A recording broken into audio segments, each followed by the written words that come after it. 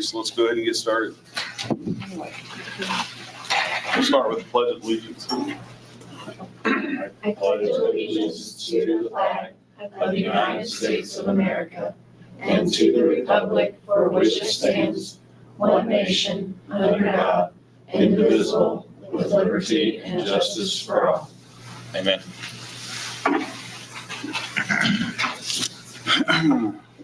Adoption of agenda. It is recommended that the agenda of the December 19th, 2024 regular meeting of the Board of School Trustees be approved as presented. Motion. Second. Vote. Approval of minutes. It is recommended that the minutes of the November 14th, 2024 regular meeting of the Board of School Trustees be approved as presented. Motion. Second. Vote. Statements and/or questions from the public. And we got Aaron Adams. Just a couple quick things. Just a couple little concerns I have. Two, they don't even resemble each other. First, I understand our pool's empty for a remodeling project. I'd like to encourage the board to give the custodial staff some money to upgrade our fire hydrants. We have 2 fire hydrants here that do not work. And now that the pool's empty, it'd be a perfect time to put a new hydrant in by the building where we can draft off of it easier in the case of a fire. We do not have a perfect fire suppression system. Usually the pool's the only access we have to water. In the wintertime, if the fire departments have to haul water in and the school's in session and we can't draw from the pool, we will quickly have an ice rink out there. When we're having to back up to dump tanks, and it will become a mess very quick. Fire hydrants, brand new ones range anywhere from $3,000 to $6,000. And the easiest time to replace it would be now while the pool's empty. The one hydrant out there never did work because it actually sits higher than the water table. And when we have opened it, you just get a garden hose full of water at most. So we just like I say, just something to consider.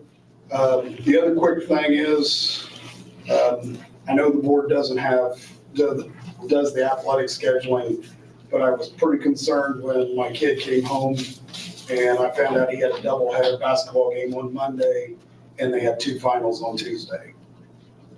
I would like to see, if possible, athletic events be kept away as much as possible from finals week. When kids are getting home at 9:30 and luckily I caught wind of it and I growled at him Sunday and said, you better sit down and start studying and just assume you don't have Monday night. But the JV by county could have been played at any time. There was no hurry to get it in before Christmas. It can be played afterwards. And I know there was other athletic events, and most colleges go above and beyond to not schedule athletic events during finals weeks. So, thank you. Thank you. Thanks for coming. Aaron, which hydrants are they? You said there's 2 that's not There's working? 2, one has been hit, and we don't even think it'll open anymore.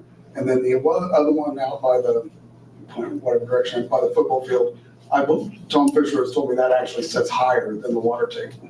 So the one by the football field and the one up by the pool? Yeah. Okay.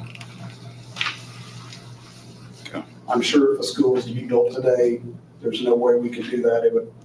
They'd require another $5 million to put a sprinkler system in. But Yeah. I understand the school's built in a different area. Yeah.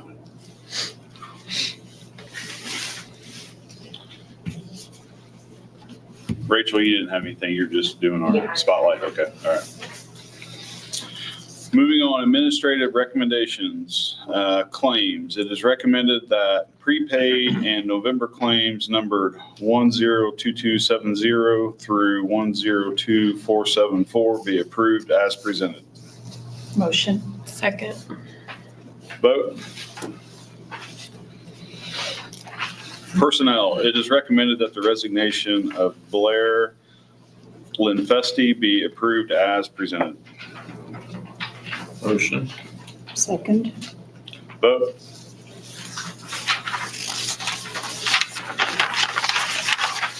It is recommended that Gabriella Miller be hired as a full-time custodian for Southeast Fountain School Corporation. Motion? Second. Vote. It is recommended that Alicia Plunkett be hired as a part-time custodian for Southeast Fountain School Corporation. Motion. Second? Vote. It is recommended that Carol York be hired as a bus aide for Southeast Fountain School Corporation. Motion. Second? Vote. Quotes. It is recommended that the quote from SDI Graphics in the amount of $12,264.90 be approved as presented. The branded door and window graphics at public entrances have become faded and deteriorated. This project involves the removal of existing graphics and their full replacement.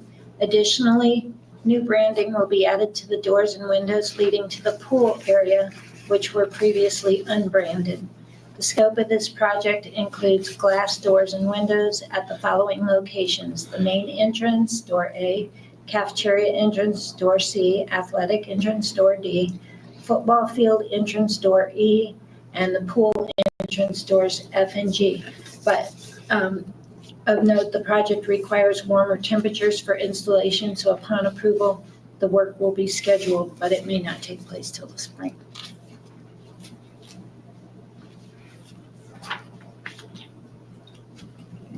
Motion?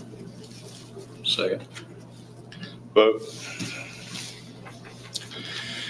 It is recommended that the donation from the Petersburg United Methodist Church in the amount of $500 be approved as presented. Nancy Johnson, who passed away on September 8, 2023, was a dedicated fourth grade teacher for many years. She was also an active member of the Petersburg United Methodist Church.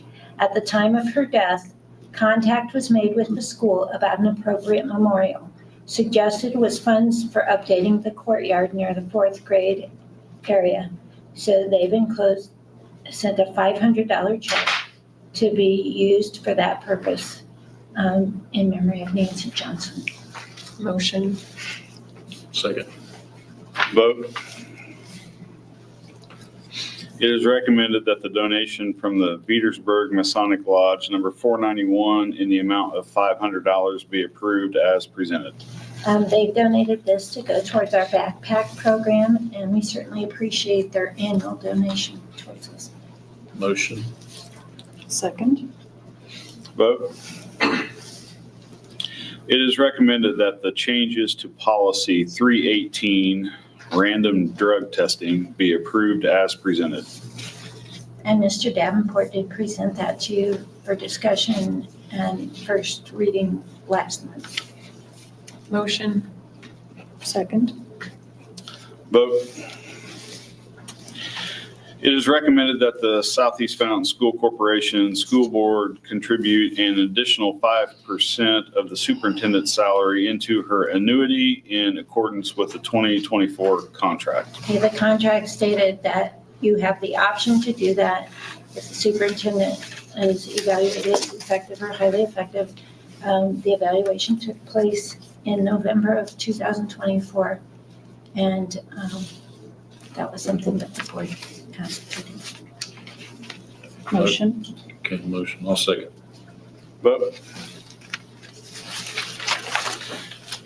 It is recommended that the 2025 superintendent contract be approved as presented.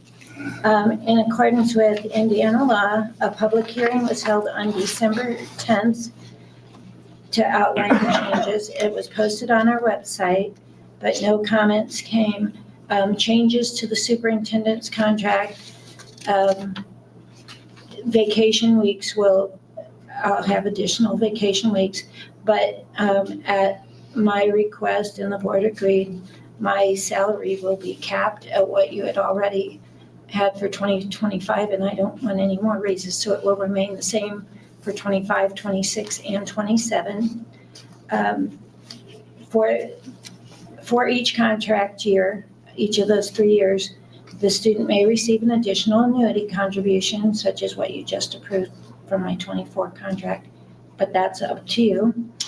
And also, the other change, the 24 contract, you would have paid, depending on which insurance I took, single or married, the contribution. And now it's just going to be the total contribution of $20,000 no matter which plan I choose.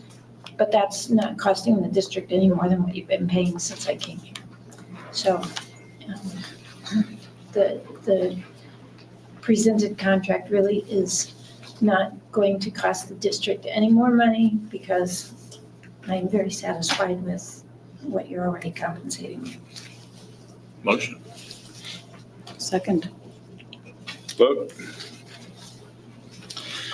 It is recommended that the stipends from the teacher appreciation grant be distributed to all eligible employees. To achieve the teacher appreciation grant, teachers had to be evaluated in spring of 2024 as effective or highly effective.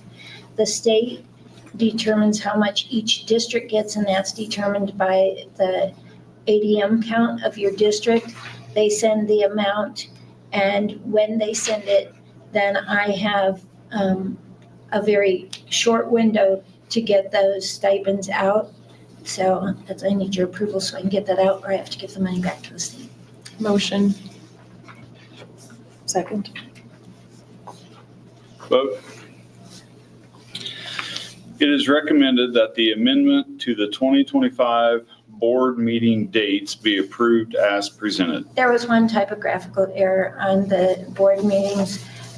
For our discussion meetings that are held on a Tuesday each month, the June meeting said June 2nd, which is a Monday, so I need to correct that to June 3rd for our published list. Motion. Second. Vote. It is recommended that the treasurer be granted permission to make year-end intra-fund transfers in order to balance the funds. Motion. Second. Vote. It is recommended that Stuart Williver with Hinthorn, Harris, Williver, and Petrie be retained as the school corporation attorney on an as-needed basis. Motion. Second.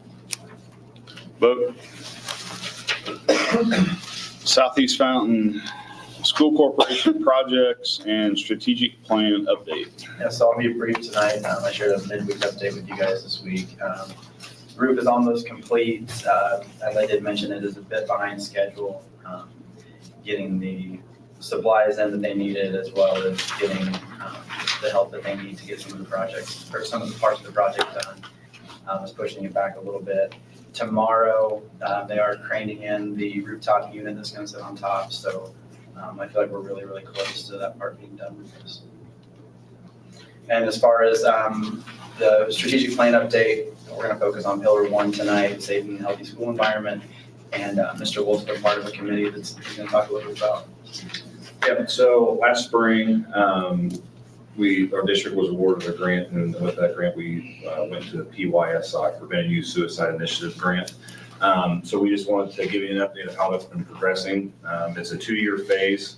We're currently in year one planning and the district assessment of where we're at with our policies and initiatives along the way.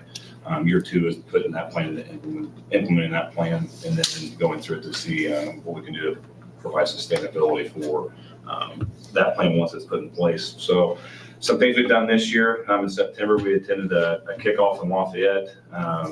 All the members went, and it's just be able to get an idea of what they're looking for and what we're able to provide as a district as well. Then we had an advisor from New York.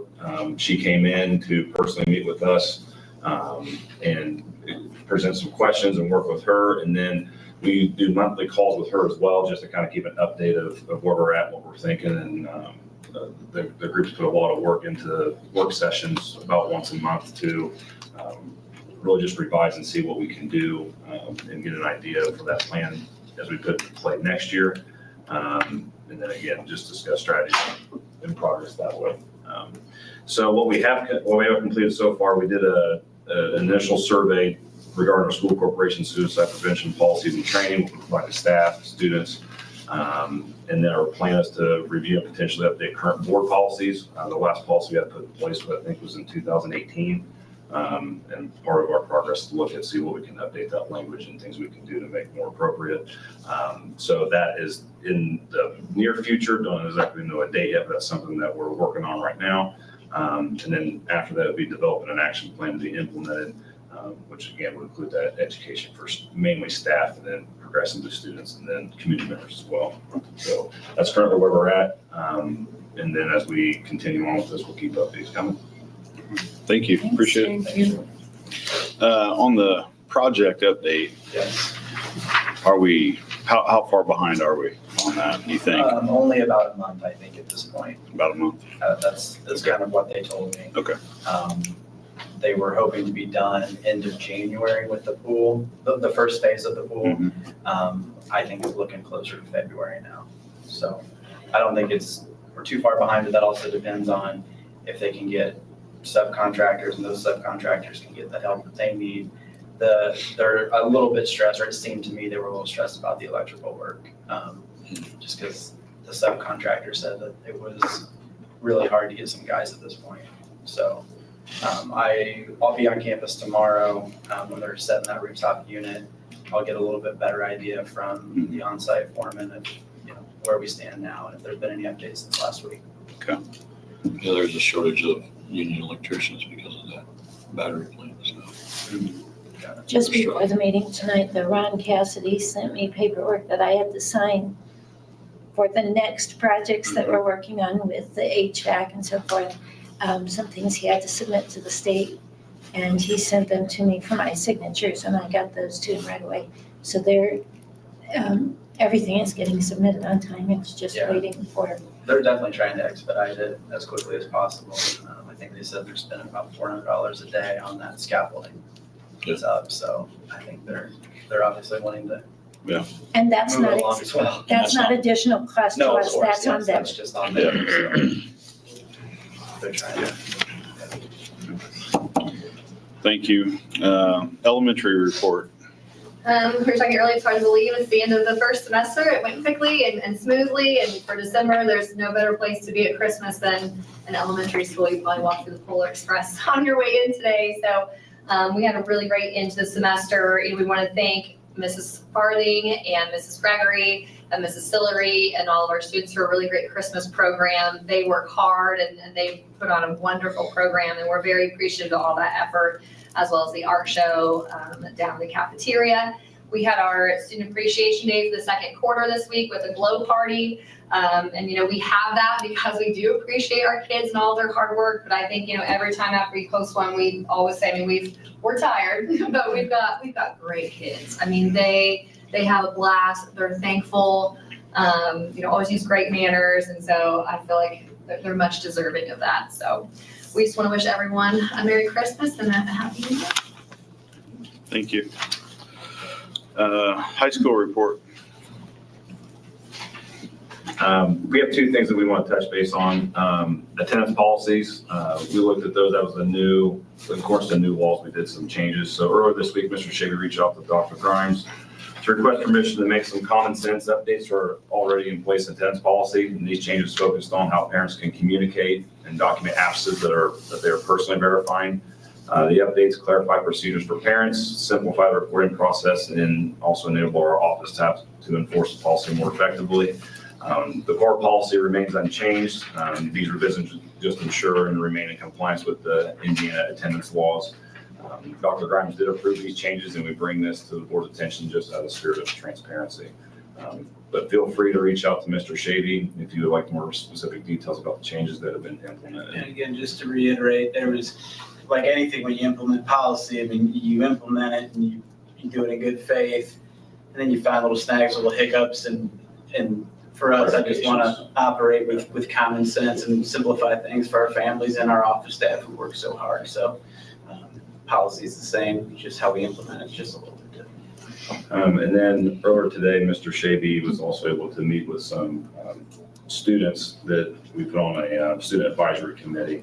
This was in conjunction with Mr. Good as well. So the October meeting, we went over some upcoming leadership initiatives for our students. That we are moving forward with the formation of our student advisory committee, and this program is to aim to foster leadership, enhance sportsmanship, and amplify student voice, and overall strengthen the community engagement with our athletic programs. Coaches submitted nominations, and the selected student athletes were notified of their invitations today. And then that first meeting is scheduled on January 17th. And then we want to thank Aramark too, not only for the dinner tonight, but had a fabulous, lunch today. And then overall, we had a great start to the year, good first semester, and wish everybody happy holidays as well. Thank you. And moving on to our spotlight. We've got Rachel Lewis with a DRLA update. Rachel Ward, she got married. She got married. hitched 2 months ago, month ago. Yeah, October. Yeah, I'm very nervous right now. But thank you to Mr. Davenport for helping me condense this a little bit. I'm used to talking to teenagers and having to fill up a 45-minute class period, so. So you're saying you had to dumb it down, I get it. Oh, well, not dumb it down, just take out such a spew of information because my students know I'm very chatty. And I get very distracted as well. But this is something that is very close to my heart and something I've been working on for a really long time. And I'm excited to get to talk to you about it because if we're being completely honest, DRLA and his legacy is the entire reason that I came back to Fountain Central to be a teacher. It's what influenced me to take on art as a career, though it's not, it's not the thing that most kids grow up wanting to be. But so all of these pictures that you see here are from actual photographs from his collection. So I've had hands-on experience with his belongings and his letters. And I feel like I know these two people very closely, even though I've never met them. I'm mostly here to talk about the France trip, but there is some background information that I kind of wanted to point out to you as well, but I'll try to make it as quick as possible. So this first quote right here is straight from his will. Before he passed away, he said, "I feel my estate, which came to me in large part from my wife's family and partly from my own work and investments, should remain here in Petersburg and benefit the community of which my wife and I consider our home." And so he left us a large grant that we get annually of $5,000 that goes back into our fine arts department and supports students who want to do art as a career in their future. And compared to other schools, I graduated wanting to go into the arts, and there were probably 5 others from my grade that wanted to go in the arts. And we've had a really strong 2 past teachers that have really cared about the legacy of this art department, and they've cared about his legacy as well. And so between the 3 of them, it's kind of molded who I am as a person. So something I'm very, very emotional about. But so I'm excited to show you. So Here, I got you. I think it might be there. I'll just move up the Okay. images. Sorry. I got you. Okay, so first of all, to know anything about them, you kind of have to get a little bit of background information as to how cool they really are.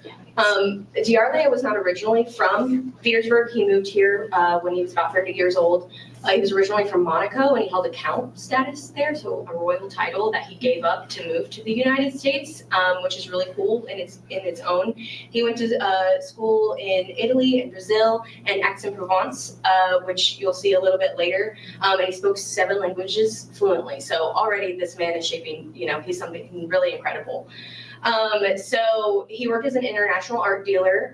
He had galleries in New York and Chicago. He even worked with the Finley galleries, which you guys have no idea what it is, but is pretty big deal.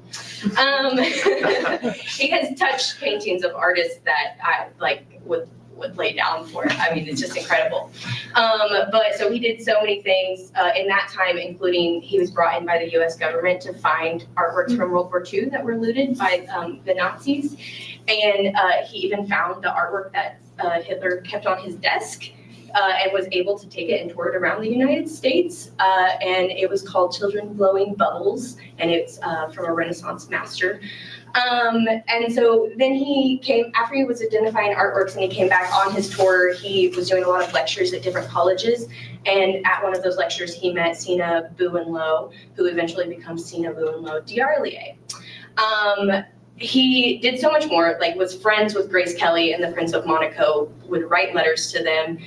He was friends with Picasso and was even actually brought in to divide Picasso's estate after he died, and distributed it out to all of his heirs.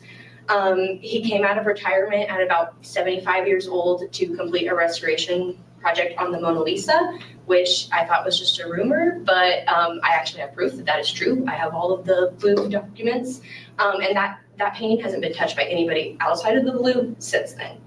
And he had a massive personal collection of artworks. So, like, as I said, these are all of his passports. This is all of his stuff, and he's just a really cool guy. But Sina is also really important to talk about, so she's on the next slide. So, this is Sina or Sina, just depends on how you pronounce it, but she is a Petersburg native. Her family owned the hotel for the railway here in town, and it wasn't doing very well, and so they sold it and they bought land in Illinois. And right when they were about to lose that land and everything was about to crumble for them, they struck oil and have this massive fortune that was distilled on them. And so in 1909, after that happened, they built the beautiful home on Mill Street, which is connected to our now library, and it is currently a cultural center. That house was originally asked to be designed by Frank Lloyd Wright. He did not accept the project, but he gave it to his coworker that worked in the same office. And all of the stained glass that is in that house was built or was made in Frank Lloyd Wright's studio, and he actually worked on that project. So there's a lot of history that's connecting here.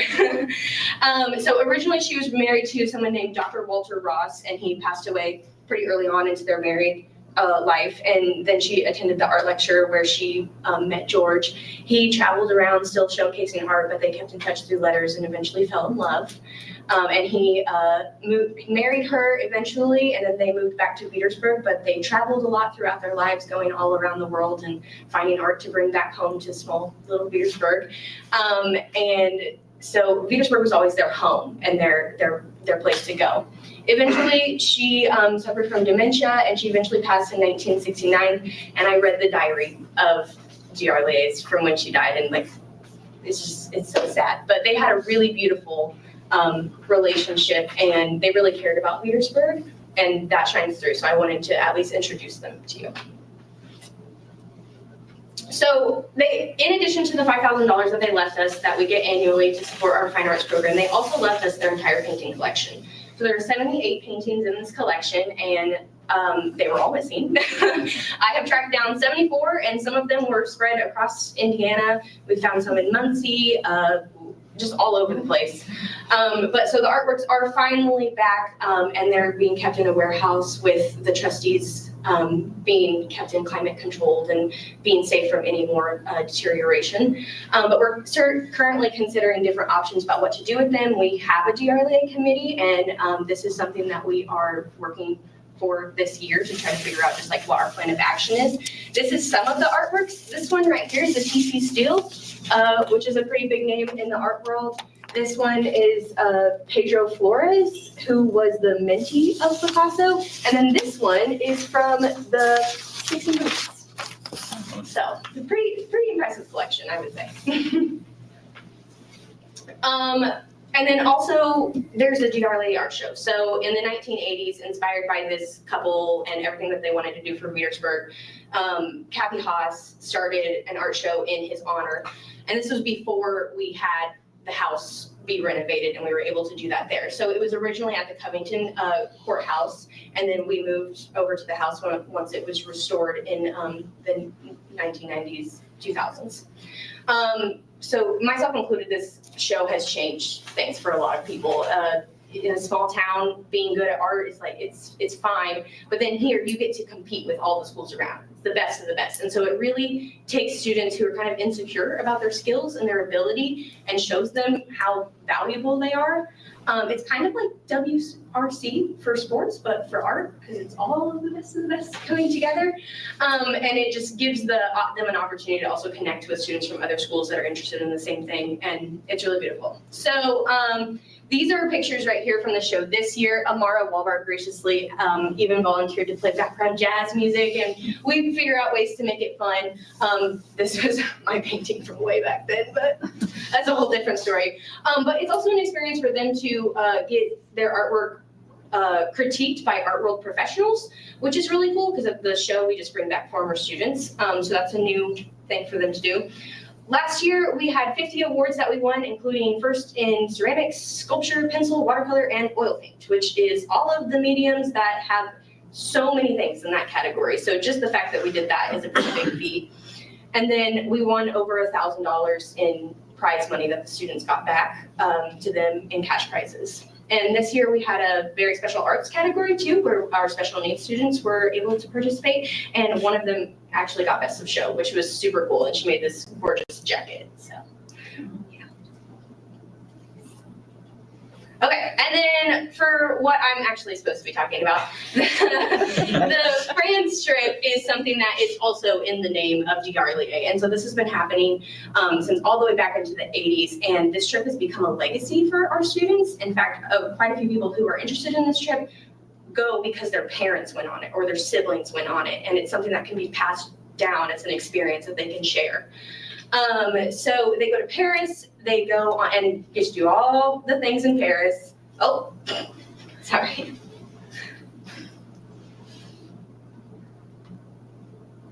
And then they go to the Normandy beaches and get to go to all of the cemeteries, learn about World War II and the history there.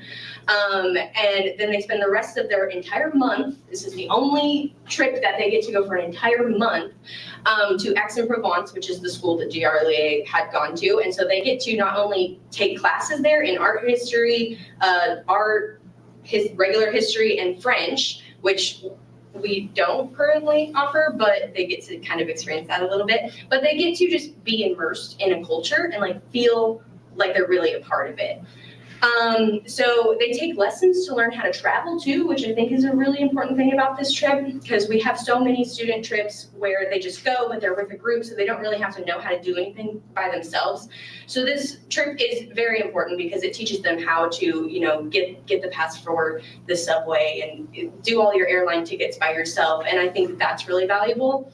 It's also only, up until this year, it jumped a little bit in price, but it's always only been $1,000 to go, which not all of our students can afford to just get on a plane and travel and go anywhere. Even $1,000 to me when I went on the trip was a lot to ask my parents for. But it's doable. They can get a job. They can save up that money by doing different things and get this opportunity that they would have never gotten before.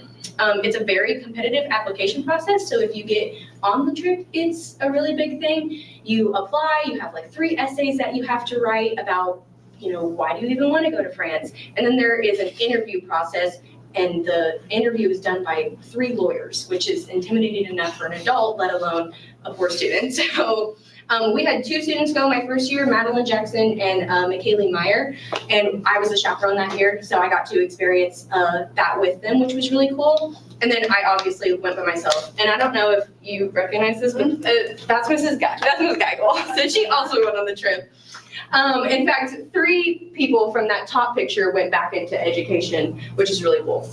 But this year we have 3 students going: Kearney Foxworthy, Dijonay, Isabella Hernandez, and Mariela Hernandez have all got accepted to go on this. And I haven't heard whether I get to go with them or not, but I hope so, because this trip just changes things for you, and it opens your eyes to a world that you would have never expected. So I hope to continue to do the trip, but I wanted you guys just to know what we were up to. And yeah, that's what we do.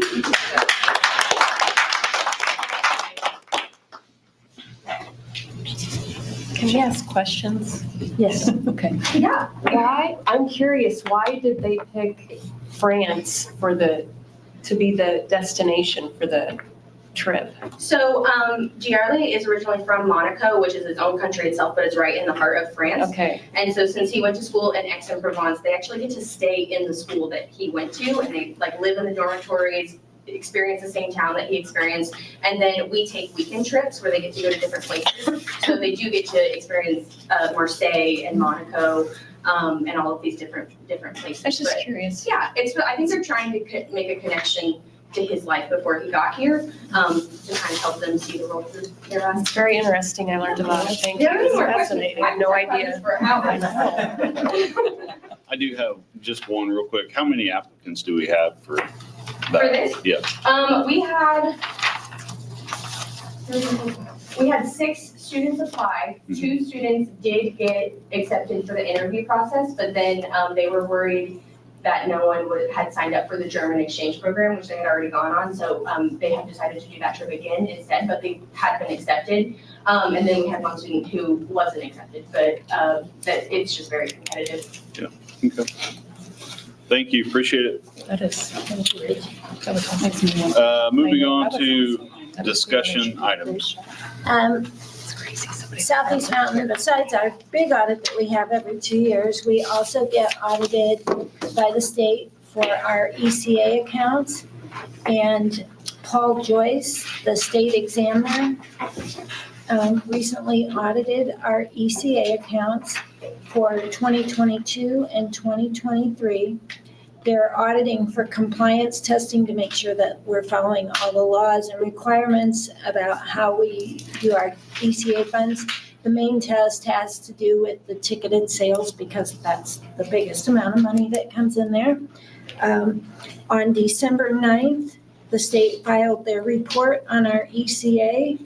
And I am happy to say that we have 0 findings or suggestions. They said it was a perfect audit.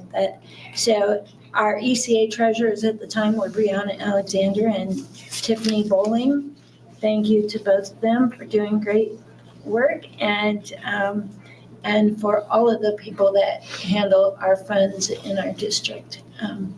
It's always rewarding to hear from the state that they can't give you one suggestion. So that was good. Statements from the superintendent. First of all, she's not here tonight, but I would like to thank Amy Musser for serving on the district and serving the community as a board member the past 4 years. I've appreciated working with Amy and her heart for this community. Next, I would like to congratulate our athletic director, Jason Good, and all of our coaches. We were notified this week, the IHSAA announced their top sportsmanship scores for this year so far, and Fountain Central is currently in the first team all sportsmanship category, which is the top category.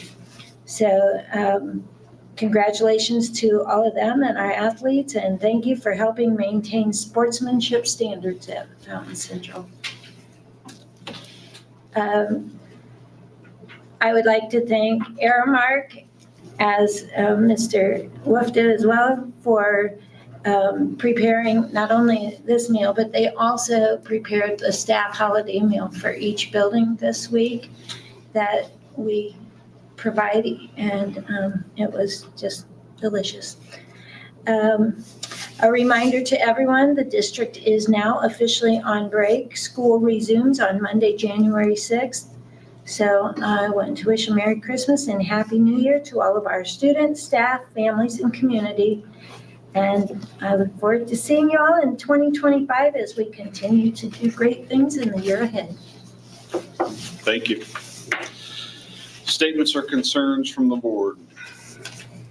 I guess, go ahead. No, go ahead. One of the things that we'd like to look at on a go forward is the policy number 322, to see if we can't maybe add some clarification around that policy. And then also, just as a point to try to clean up any rumors or anything like that, the land that the school purchased that lies just west of the school here, basically we purchased that to really just kind of clean it up. So it wasn't necessarily an eyesore. And so obviously that's been done at this time.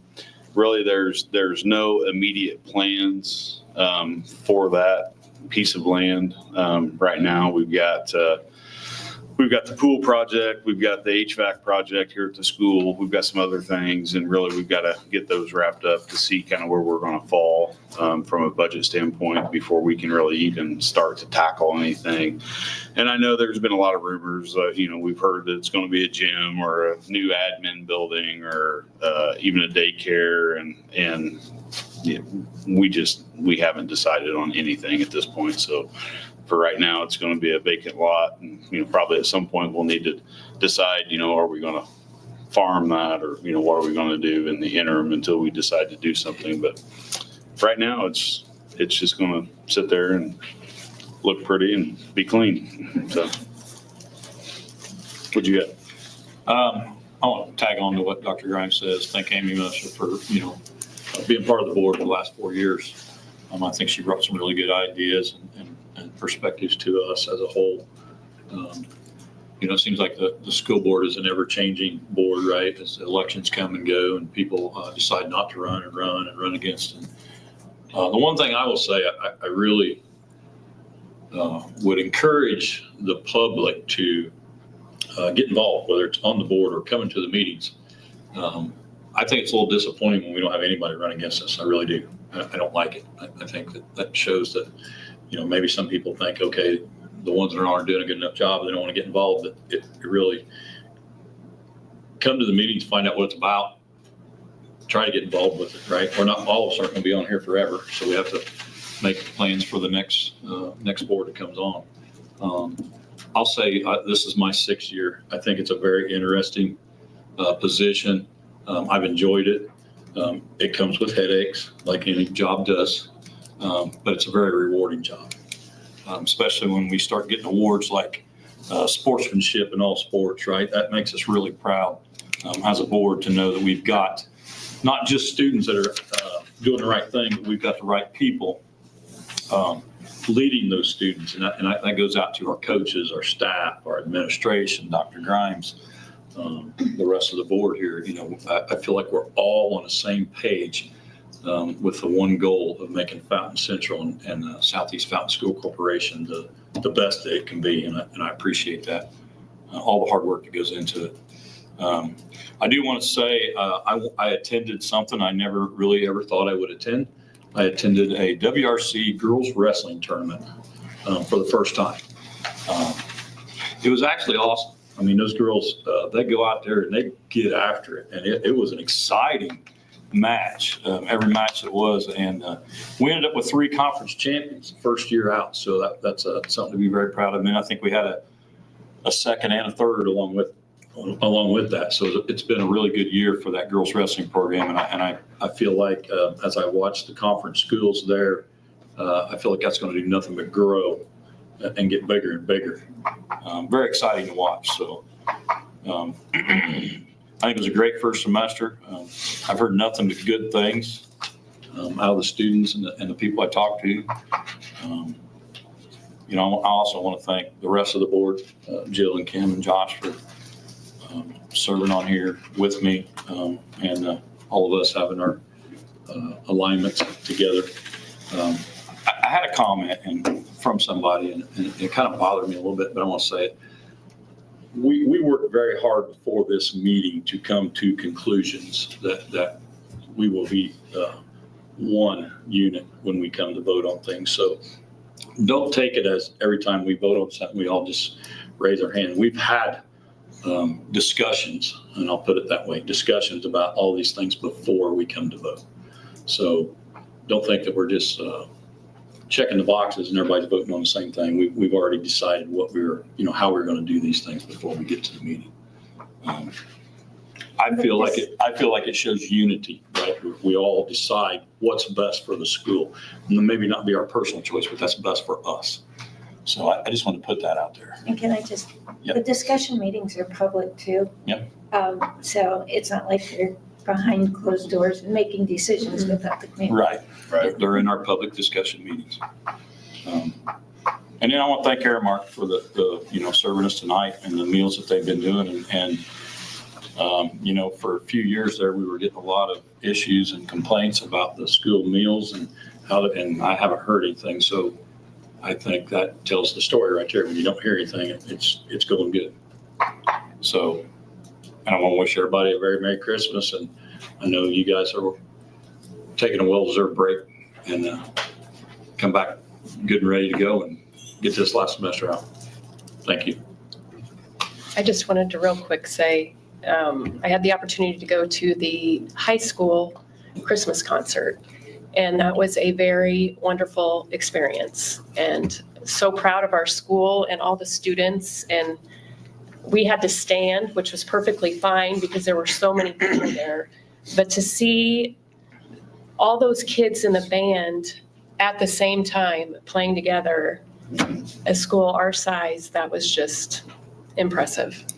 And it was amazing. So kudos to the high school, and I couldn't make it to the elementary one. I'm sure it was amazing too, but It was. thank you guys all for all you do for us. And I think that's probably as big a choir and band as we've had Been a while. for a long time. I've never seen it like that. And I asked, David said it was never like that when he Okay, was in so- high school. Yeah. Not since the 70s. And he said they definitely 70s, did yeah. not sound like that either.